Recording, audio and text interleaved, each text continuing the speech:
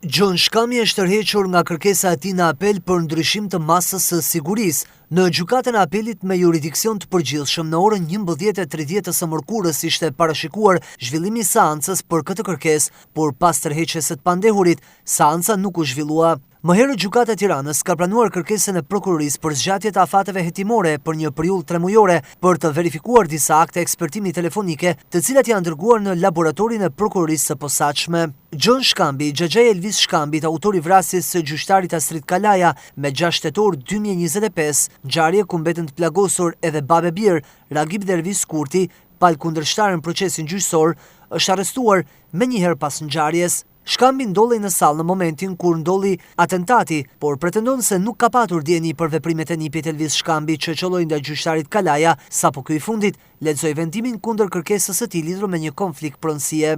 Elvis Shkambi së bashku me xhaxhain e tij po prisin një vendim mes të shumtëve në sagën e proceseve gjyqësore sa i takon konfliktit që 31 familje kanë për çështje pronësie. Familja Shkambi kishte përfituar një pronë si ish pronar që në vitet 90, por strehimi i 31 familjeve në të njëjtën godinë nis konfliktin gjyqësor që zgjat prej më shumë se 3 dekadash.